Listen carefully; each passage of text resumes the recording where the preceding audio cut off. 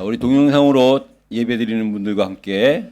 우리 마태복음 16장 16절의 말씀으로 우리의 신앙을 확신하도록 하겠습니다. ท่านที่นมัสการอยู่ที่นี่และทางออนไลน์นะครับเราจะยืนยันความเชื่อด้วยกันในมัทธิวบทที่16ข้อที่16ด้วยกันว่า 주는 그리스도시요 살아계신 하나님의 아들이십니다. 아멘. 우리 옆에 분들을 축복해 주시기 ให้ 바랍니다. เราทักทายคนข้างๆของเราครับ 하나님은 당신에게 그리스도를 พระ 보내주셨습니다. เจ้าทรงประทานพระคริสต์ให้แก่ท่านอาเมน 하나님이 여러분에게 그리스도를 보내주셨기 때문에 เนื่องจากว่าพระเจ้าทรงประทานพระคริสต์ให้แก่เรา 오늘도 저와 여러분들은 ในวันนี้เองพวกเรา 오늘의 예배 속에서 오늘의 말씀 속에서 그리스도를 발견하고 깨닫고 체험하고 누려야 됩니다. จึงจำเป็นที่จะต้องค้นพบชื่นชมยินดีพระคริสต์ในพระวจนะในวันนี้ในการนมัสการ 그 이유가 뭐냐면요. แล้วเหตุผลมันอยู่ที่อะไรครับ 저와 여러분들의 진짜 나, 내 속에 있는 속사람 나는 누구입니까? เพราะว่าตัวฉันที่แท้จริงหรือคนที่อยู่ข้างในของฉันเนี่ยตัวตนของเราจริงๆแล้วฉันเป็นใครครับ 여러분들이 무엇을 들었느냐? 그 들은 게 여러분들입니다. ทุกท่านได้ยินอะไรสิ่งที่ทุกท่านได้ยินนั้นก็คือตัวท่านเอง 하나님의 말씀을 그리스도를 통해서 들었다. 그럼 여러분들은 하나님의 사람입니다. ถ้าเราได้ยินพระวจนะคำของพระเจ้าโดยผ่านพระคริสต์นั่นหมายความว่าเราเป็นคนของพระเจ้าครับ 그 하나님의 사람이 듣는 말씀과 하나님의 사람이 아닌 사람이 듣는 말씀은 전혀 และ 다릅니다. พระวจนะที่คนของพระเจ้าฟังกับพระวจนะที่คนที่ไม่ใช่คนของพระเจ้าฟังนั้นจะแตกต่างกันอย่างแน่นอน 그래서 여러분 하나님은 중요한 사람에게요 중요한 말씀을 เพ 주십니다. ราะฉะนั้นสำหรับพระเจ้าแล้วพระเจ้าจะทรงมอบพระวจนะที่สำคัญให้แก่คนที่พระเจ้าทรงคิดว่าสำคัญครับ 말하는 것이 중요한 것이 아니라 듣는 것이 สิ่ง 중요합니다. ที่สำคัญมันไม่ใช่การพูดแต่เป็นการฟังครับทุกท่าน 우리의 시작은 말하는 것이 먼저가 아니라 듣는 것으로부터 시작되는 เพ 겁니다. ราะฉะนั้นจุดเริ่มต้นของเรานั้นจะจึงไม่เริ่มต้นจากการพูดแต่เราเริ่มต้นจากการฟัง 오늘 말씀을 통해서 저와 여러분들이 진짜 나를 발견하고 진짜 나의 속사람이 발견되어지는 시간이 되시기 เพ 바랍니다. ราะฉะนั้นขอให้วันนี้ครับจะเป็นวันที่เราฟังพระวจนะและเราจะค้นพบตัวตนของเราจริงๆ และตัวฉันที่อยู่ในฉันที่แท้จริง 오늘은 다니엘서의 다니엘을 중심으로 말씀을 나누는데요. วันนี้เราจะแบ่งปันพระวจนะโดยมีศูนย์กลางอยู่ที่ดาเนียลนะครับ 제목이 하나님은 나의 심판자입니다. หัวข้อในวันนี้คือพระเจ้าทรงเป็นผู้พิพากษาของฉันครับ 바로 다니엘의 이름의 뜻이기도 하지요. นี่เป็นความหมายของชื่อดาเนียลด้วยครับ 다니엘은 누구냐? ดาเนียลเป็นใคร 하나님은 나의 심판자라는 뜻을 가진 자입니다. ดาเนียลคือคนที่มีความหมายของชื่อว่าพระเจ้าทรงเป็นผู้พิพากษาของข้า 그래서 서론적으로 죽음에 대해서 또 잠깐 말씀을 เพ 드리는데요. ราะฉะนั้นในบทนำในวันนี้ครับเราจะมาพูดถึงความตาย 아마 여러분들 중에 그런 분들이 계실 거예요. ในเราอาจจะมีคนที่คิดแบบนี้อยู่ครับ 왜 자꾸 죽음 얘기를 ว่า 하나? ทำไมชอบพูดเรื่องความตายจังเลย 근데 자꾸 얘기할 수밖에 없는 이유가 แต่ว่ามันมีเหตุผลครับว่าทำไมเราถึงพูด 너무 중요하기 때문에 그렇습니다. เพราะว่าความตายเป็นเรื่องที่สำคัญมากๆครับ 히브리서 9장 27절에 ถ้าเราดูในฮิบรูบทที่9ข้อ27 한 번 죽는 것은 정한이 지어 반드시 심판이 있으리라 하셨습니다. การตายครั้งหนึ่งนั้นเป็นสิ่งที่ถูกกำหนดไว้แล้วแล้วหลังจากความตายนั้นมีการพิพากษารออยู่ 중요한 건 그 누구나 แต่สิ่งที่สำคัญคือไม่ว่าใครก็ตาม 그래서 반드시 이 땅에 살면서요 นั่นหมายความว่าในการดำเนินชีวิตบนแผ่นดินนี้ครับ 우리는 이 사실을 알아야 되고 믿어야 되고 เราต้องรู้จักสิ่งนี้และเชื่อสิ่งนี้ 이 사실의 말씀을 따라가는 삶이 되어야 และ 돼요. ต้องเป็นการดำเนินชีวิตที่ตามพระวจนะนี้ไป 어저께 보도된 내용을 보면요 ถ้าเราดูข่าวเมื่อวานนี้ครับ 러시아의 푸틴 대통령 아시죠? รู้จักประธานาธิบดีปูตินสหรัฐถูกรัสเซียถูกไหมครับขออภัยครับ 25년 동안 러시아 대통령을 지금까지 해오고 있는 사람이에요. เขาเป็นคนที่เป็นประธานาธิบดีที่รัสเซียเป็นตลอดระยะเวลา 25 ปีที่ผ่านมา 지금 전쟁 중에 있는 거 아시죠? แล้วทุกท่านทราบใช่ไหมครับว่าตอนนี้อยู่ในสงครามอยู่ 그 푸틴 대통령이 แล้วประธานาธิบดีปูตินคนนี้ครับ 매일같이 사슴의 피로 목욕을 하고 있답니다. เขาเอาเลือดกวางมาอาบน้ำทุกวันครับ 이유는 뭐냐? เหตุผลเพราะอะไร 오래 살기 위한 거죠. เพื่อที่จะมีชีวิตยืนยาวขึ้น 죽지 않기 위한 거죠. ก็คือดิ้นรนที่จะไม่ตายครับ 그래서 자기 주변 사람들에게 เพราะฉะนั้นเขาก็เลยสั่งกับคนรอบข้างของเขา 영원히 죽지 않는 약을 개발하라 ว่า 그랬답니다. ให้ไปหายาที่เขาจะไม่มีวันตาย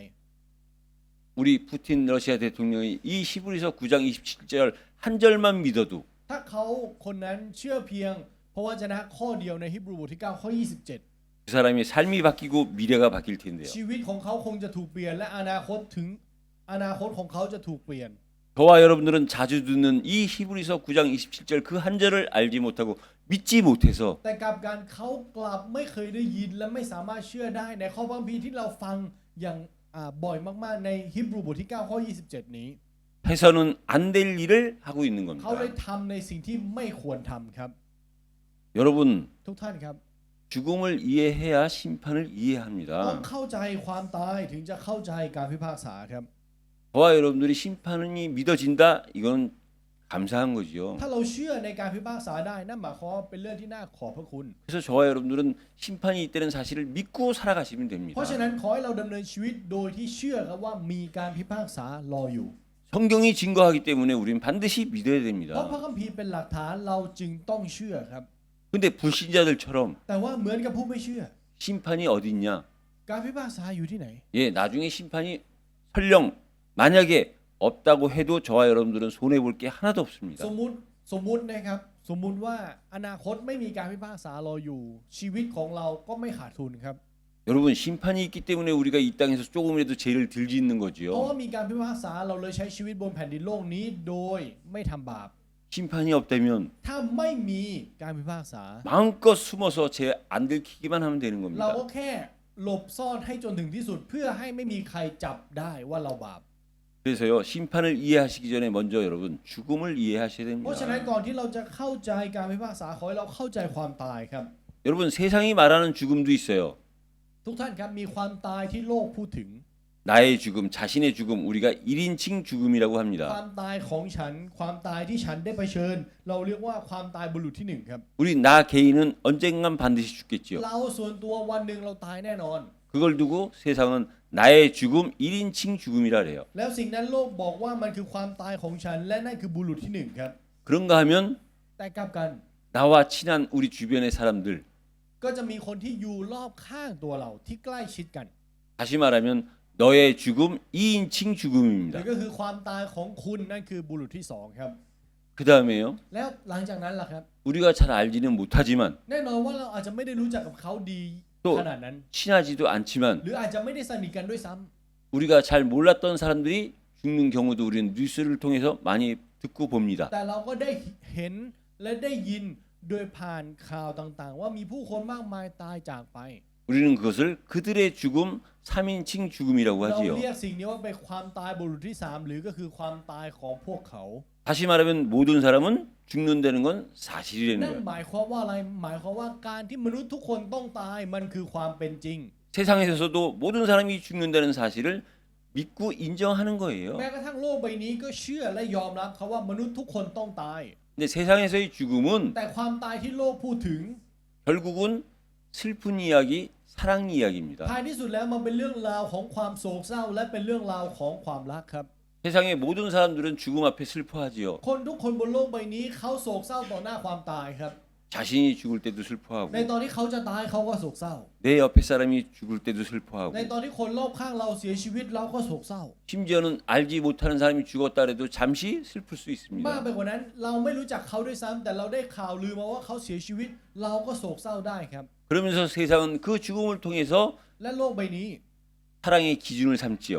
ยังคงให้ความตายกลายเป็นมาตรฐานของความรักครับ 여러분 내가 죽을 때 ทุกท่านครับในตอนที่เราตาย 누가 나를 사랑했던 사람입니까? ใครคือคนที่รักเราครับ 내가 죽을 때 나를 보고 슬퍼했던 사람이 나를 사랑한 ใน 사람이에요. ตอนที่เราตายคนที่เสียใจหรือโศกเศร้ามากที่สุดคนนั้นแหละครับคือคนที่รักเรา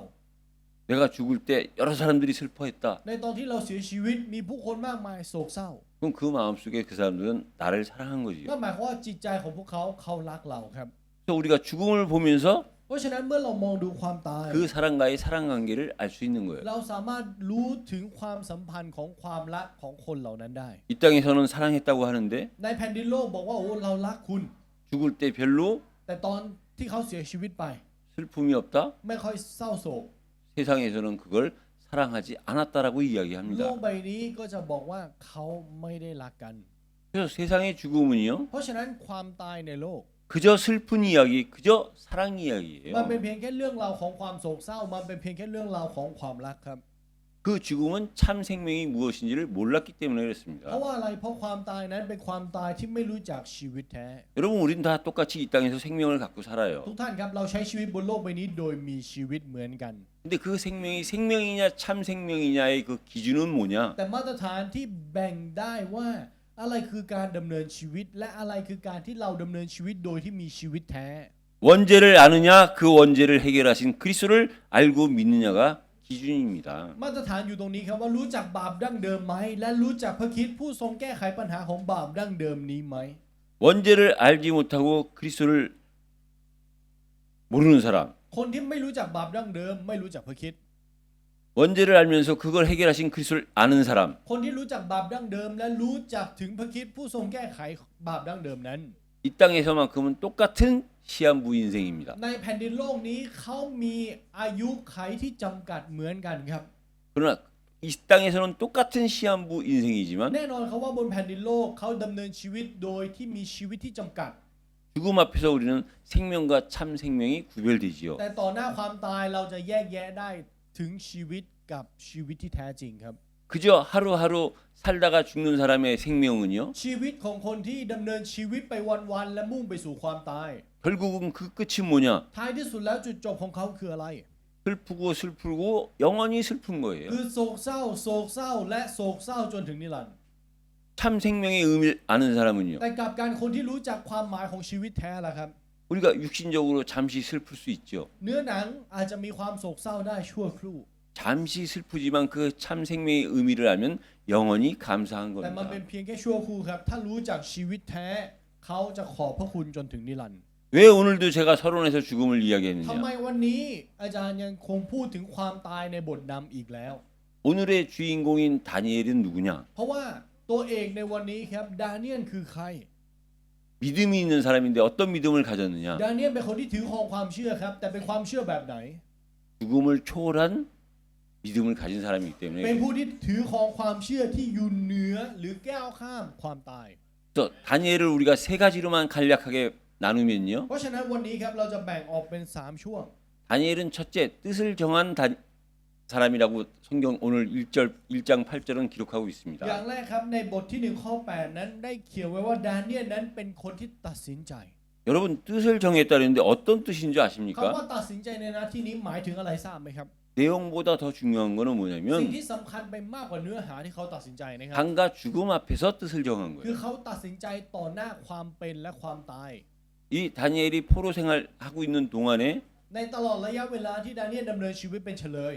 그 삶은 죽느냐 사느냐의 삶이었어요. การดำเนินชีวิตของเขาอยู่ต่อหน้าความเป็นความตายตลอดครับ 그 죽느냐 이 땅에서 죽느냐 사느냐의 삶을 두고 뜻을 정한 แล้ว 다니엘입니다. ต่อหน้าชีวิตที่อยู่ต่อหน้าความเป็นความตายเขาได้ทำการตัดสินใจ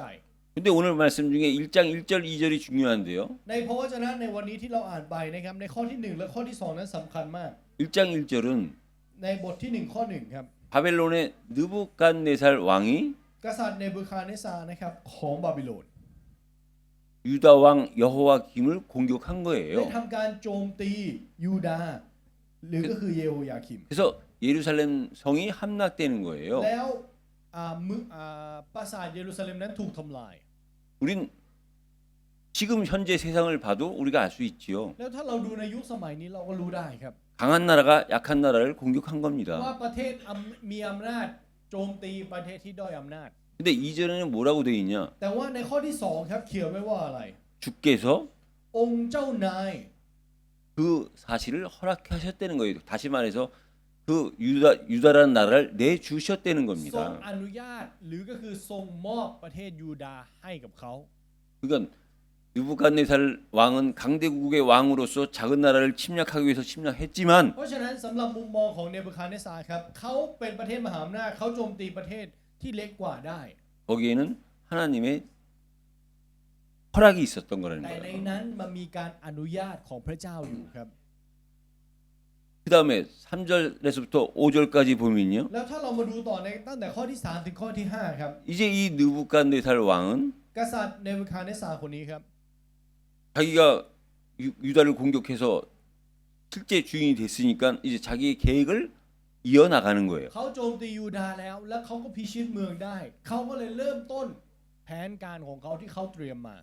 다시 말하면 유다는 이제 바벨론의 포로 국가가 된 거지요. นั่นหมายความว่ายูดาห์นั้นกลายเป็นประเทศเฉลยของบาบิโลน 근데 그러니까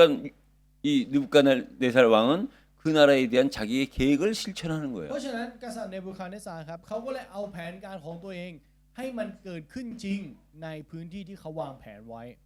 이게 느부갓네살 왕의 계획이라면요. แล้วถ้าสิ่งนั้นเป็นแผนการของกษัตริย์เนบูคาดเนสซาร์ครับ 하나님은 그 느부갓네살 왕의 계획을 통해서 더 큰 계획을 갖고 계시는 거예요. แต่กลับกันครับพระเจ้าทรงมีแผนการที่ยิ่งใหญ่มากกว่าแผนการของกษัตริย์เนบูคาดเนสซาร์ 그게 뭐냐? และนั่นคืออะไร 다니엘과 다니엘의 세 친구를 통해서 유다 민족을 이스라엘 민족을 깨닫게 하는 거예요. นั่นคืออะไร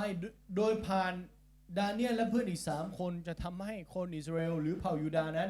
ได้รับการตระหนัก 그게 다니엘서의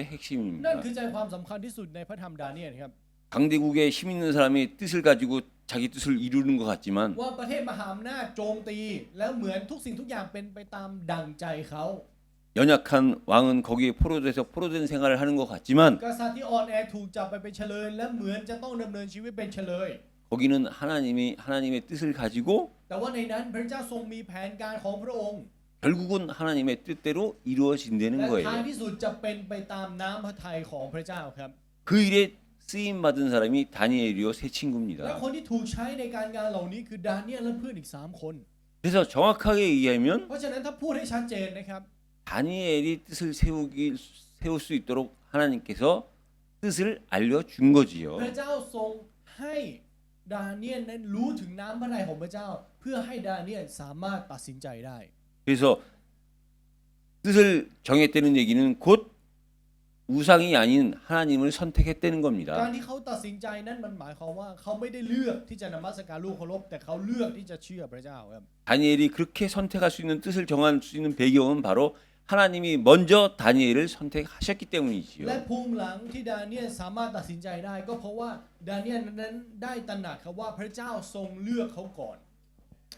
중요한 거는 뭐냐? แต่ว่าที่สำคัญนั้นคืออะไร 하나님으로부터 선택받은 사람은요. คนที่พระเจ้าทรงเลือกไว้นะครับหรือรับการทรงเลือกที่มาจากพระเจ้า 당연히 세상의 사람들한테도 선택을 เขาจะ 받습니다. ถูกรับการเลือกจากคนบนโลกเช่นกันครับ 그래서 다니엘은 เพราะฉะนั้นดาเนียล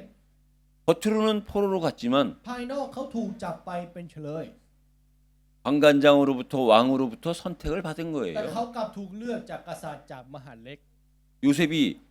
노예로 팔려갔지만 보디발한테 선택을 받은 것처럼 เหมือนกับที่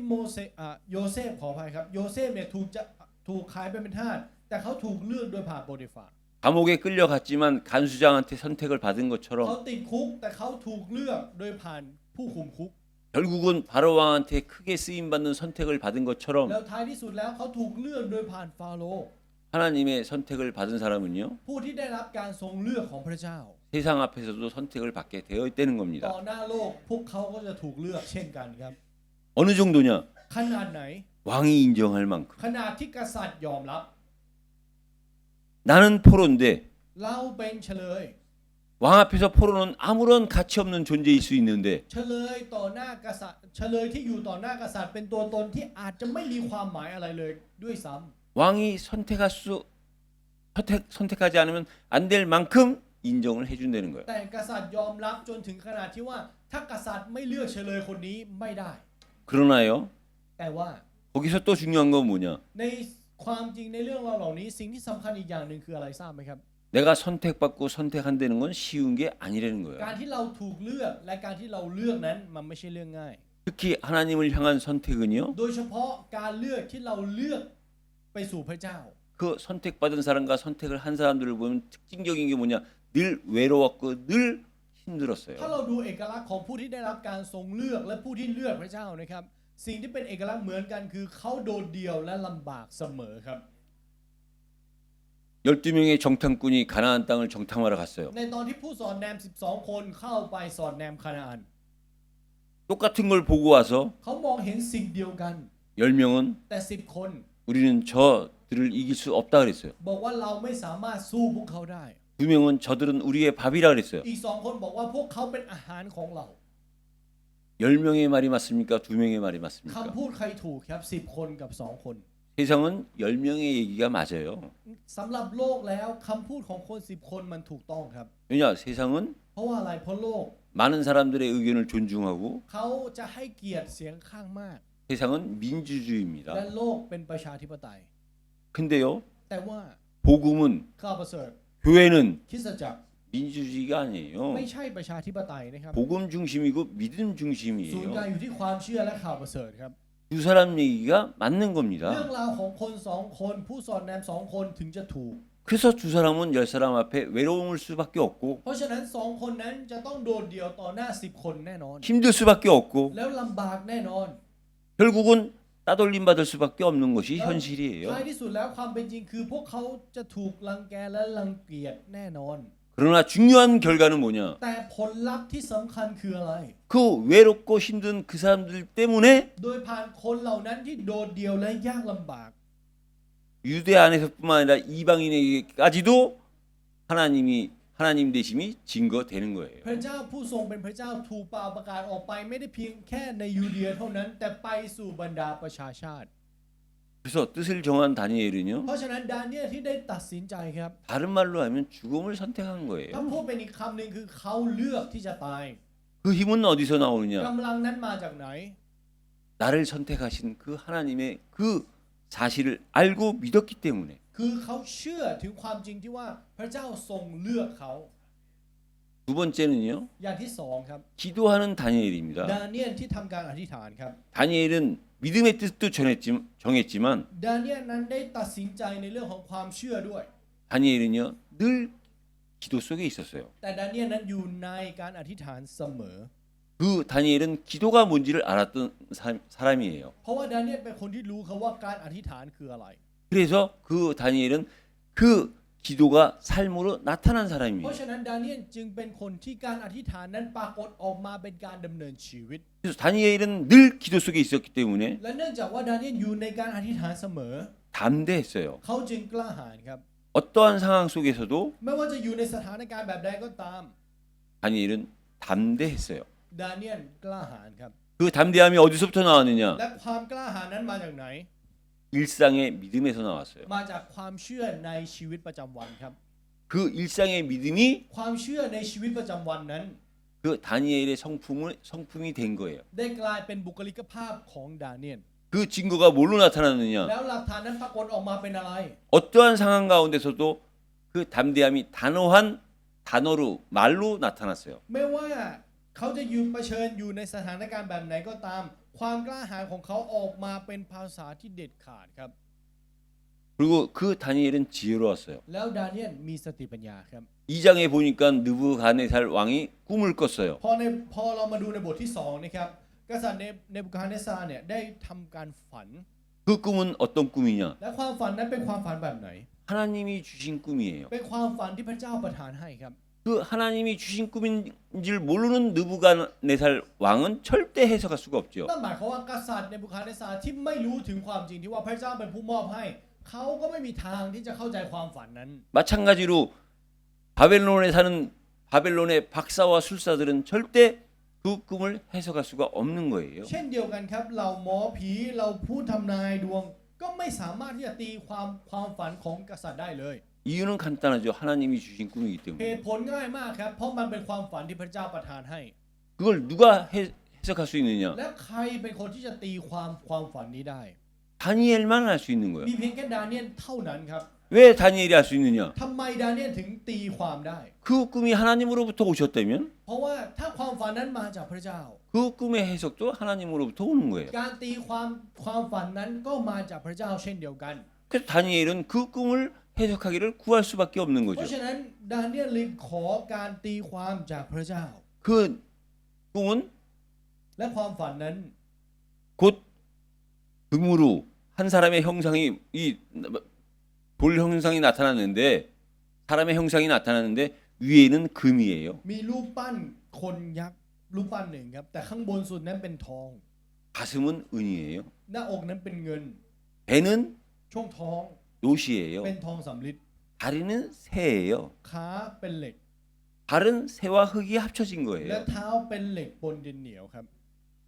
그 하나님이 주신 꿈을 절대 일반 사람들은 해결할 수 없는 거죠. ความฝันที่พระเจ้าประทานให้ถ้าเป็นคนธรรมดาไม่มีทางตีความได้ 그거를 다니엘은 해석을 해준 거예요. และดาเนียลได้ตีความสิ่งนี้ให้ 금은 곧 바벨론이요. ว่านั่นทองนั้นคือบาบิโลน 은은 곧 메사 바데요. เงินนั้นคือเปอร์เซีย 놋은 헬라요. ทองสำริดคือกรีก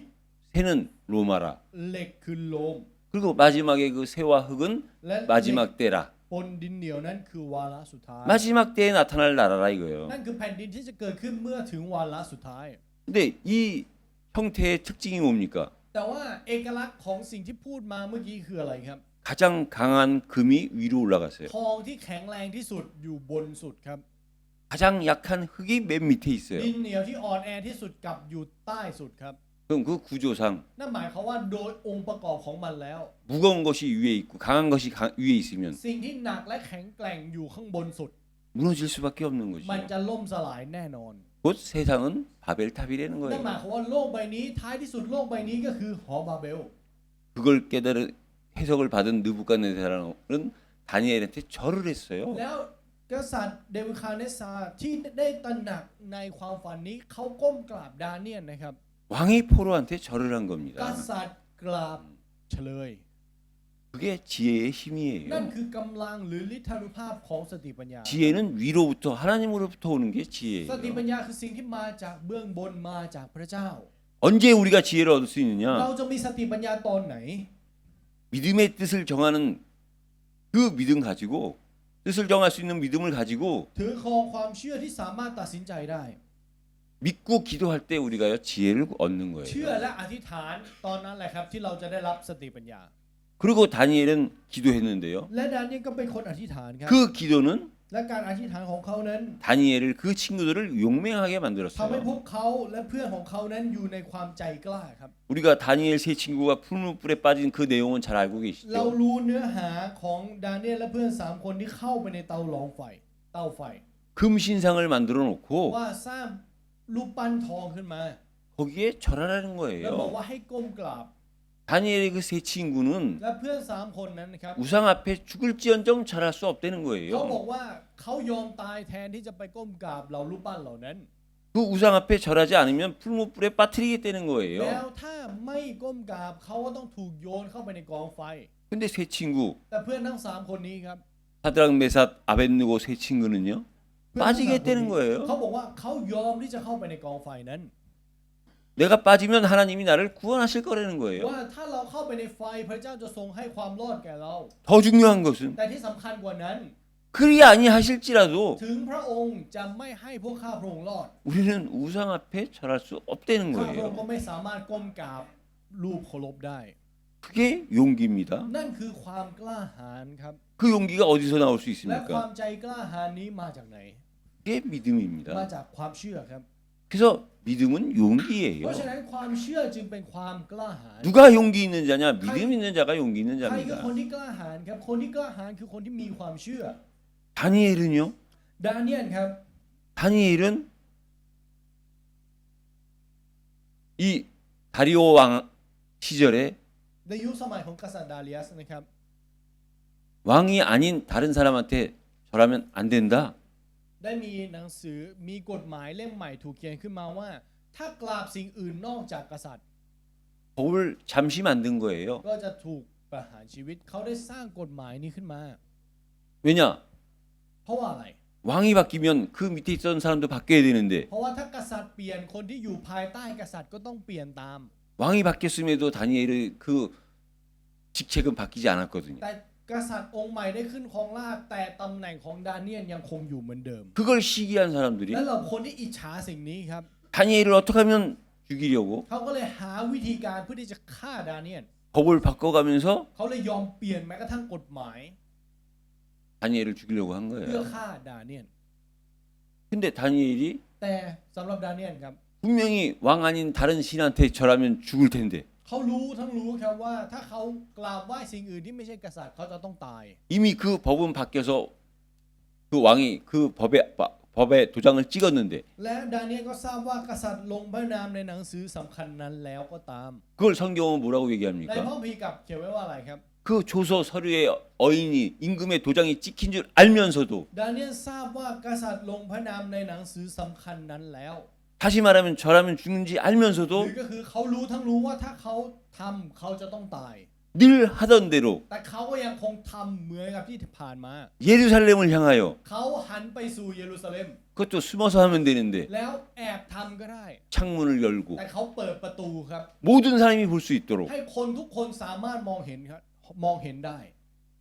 하게 되는 거죠. หมายความว่าเขายอมตาย 사자굴에 빠지게 되는 เขา 거죠. ยอมเข้าไปอยู่ในถ้ำสิงโต 믿음이 다니엘을 용맹하게 만든 ความ 겁니다. เชื่อทำให้ดาเนียลกล้าหาญครับ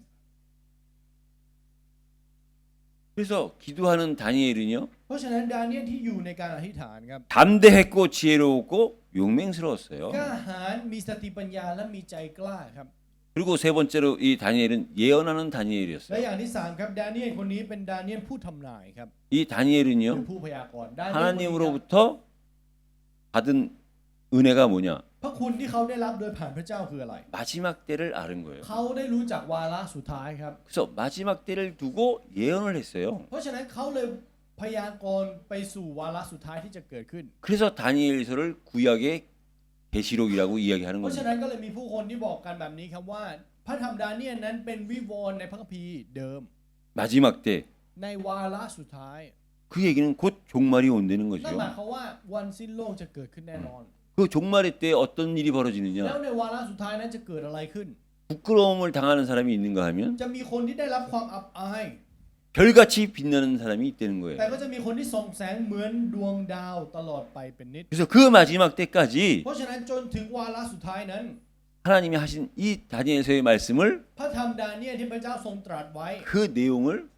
เนื้อหาเหล่านี้ 잘 보관해라. จงเก็บไว้ให้ดี 그러나 열어 닫아두라는 거예요. แต่ว่าให้ประทับตาหนังสือนั้นไว้ 왜? ทำไมครับ 그때 지금 이 시대에 일어날 일을 เพราะว่าสิ่งที่จะเกิดขึ้นในยุคสมัยนี้ในยุคสมัยของเรา 이야기한들 그때 사람들이 알아듣지 못하니까 ไปบอกกับคนในสมัยของดาเนียลเขาก็จะฟังไม่มีทางเข้าใจ 그러면서 다니엘 그 12장에 보면요 뭐라고 예언을 했느냐 แล้วในบทที่ 12 ครับเขาได้พยากรณ์ไว้ว่าอะไร 앞으로 사람의 왕래가 빨라지고 ว่าคนอันมากจะวิ่งไปวิ่งมา 지식이 증가한다 ค 그랬어요. วามรู้จะทวีขึ้น 지금이 우리의 นั่น 시대입니다. หมายความว่ามันคือยุคสมัยเราตอนนี้แหละครับ 여러분 우리가 얼마나 ทุกท่าน 빨라졌습니까? ครับทุกอย่างมันเร็วขึ้นขนาดไหน 우리의 지식이 얼마나 ความ 증가됐습니까? รู้ของเราทวีคูณขนาดไหน 제가 지난주에도 ใน 말씀드렸지만요. สัปดาห์ที่แล้วก็ได้กล่าวไปแล้วครับ 지난 창조일에 6,000년 가까이 되는 동안 ว่าตลอดตั้งแต่การทรงสร้างมาจนถึงตอนนี้ 6,000 กว่าปี 발전하고 변화된 거는요. การพัฒนาและเติบโตเปลี่ยนแปลง AI랑 비교할 수가 없는 สิ่งเหล่านั้น 겁니다. ที่เกิดขึ้นในยุคสมัยเก่าไม่สามารถเอามาเปรียบเทียบกับ AI ได้ครับ 엄청난 세상의 지식이 증가된 เพราะว่าโล 거예요. กนี้เต็มไปด้วยความรู้ที่ทวีคูณ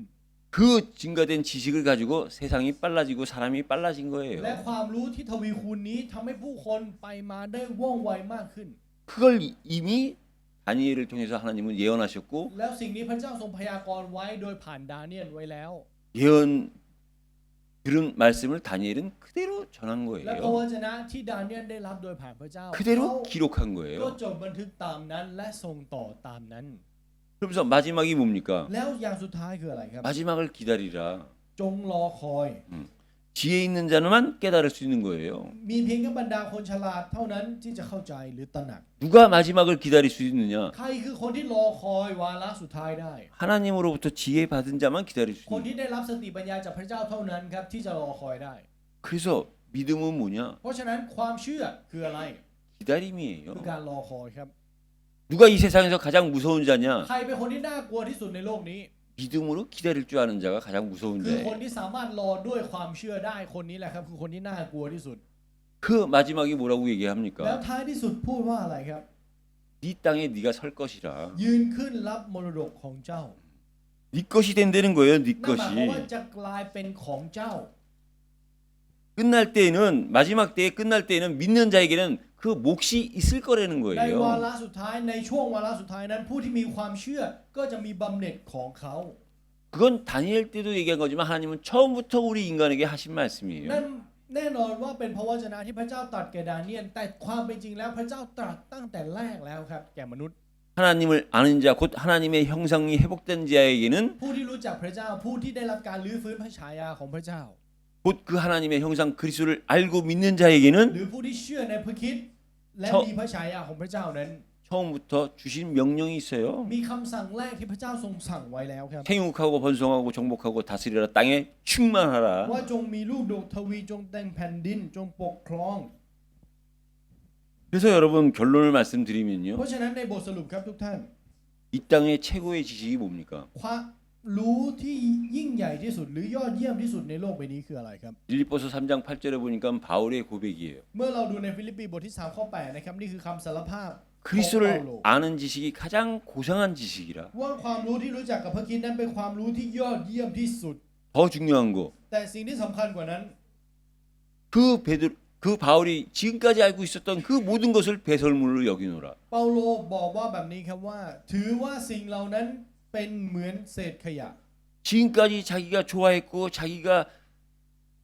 자기의 힘이 됐던 그 모든 것들을 그리스도를 알고 나니까 아무것도 아니라는 ทุกสิ่งทุก 거잖아요. อย่างที่เคยเป็นเป้าหมายเป็นแรงผลักดันเป็นสิ่งที่เขาอยากจะครอบครองทุกสิ่งทุกอย่างนั้นเมื่อเขาได้รู้จักกับพระคริสต์แล้ว มันกลายเป็นขยะ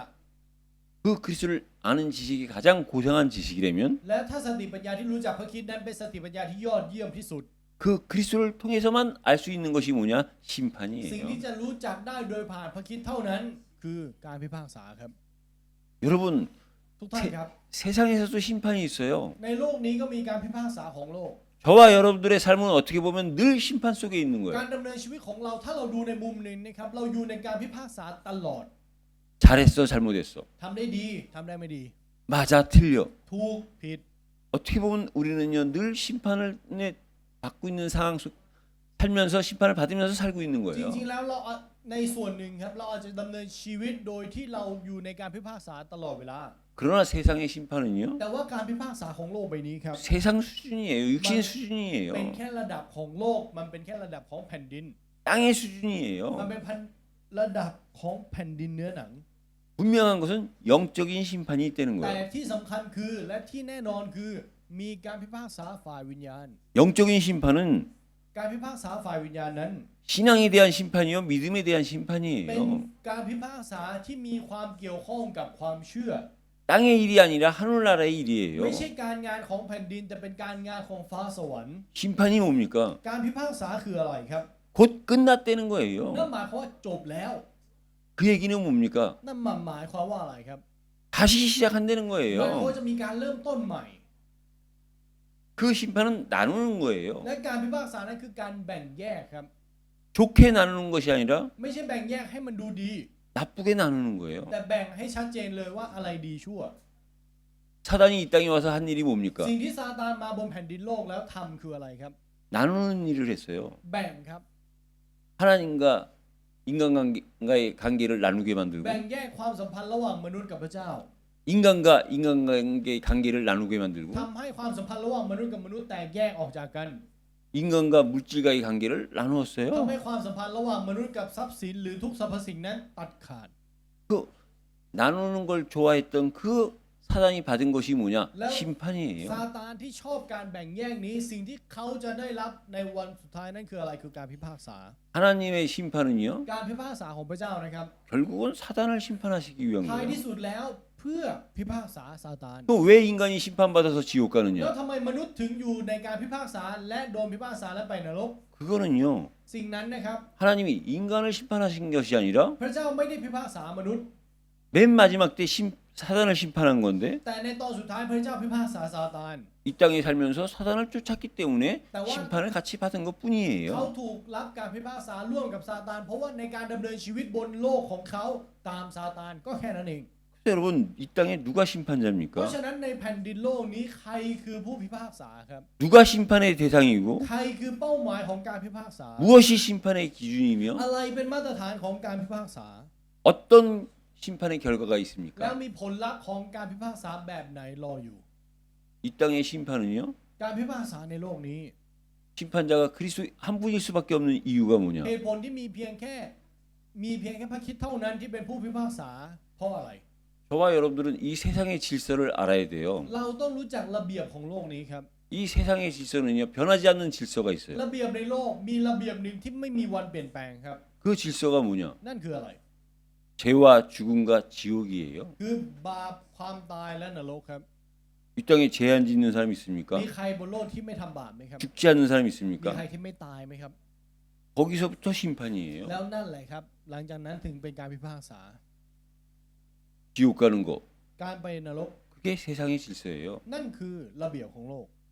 세상에 사는 사람들은 그 질서를 따라 살 수밖에 없어요. คนที่ดำเนินชีวิตในโลกใบนี้เขาต้องตามระเบียบนี้อัตโนมัติครับ 근데 저와 여러분들에게 기적이 일어난 แต่ 거예요. สำหรับเราแล้วปาฏิหาริย์ได้เกิดขึ้น 그 세상의 질서를 따라갈 수밖에 없었던 우리에게 เราที่ต้องตามระเบียบของโลกอย่างหลีกเลี่ยงไม่ได้ 그리스도의 십자가에서 죽으심과 부활이 복음이 될 때에 โดยผ่านการตายบนไม้กางเขนและการเบนขึ้นมาจากความตายของพระคริสต์นั้นกลายเป็นข่าวประเสริฐแก่เรา 우리는 그 세상의 질서에서 벗어나서 เราได้ออกมาจากระเบียบของโลก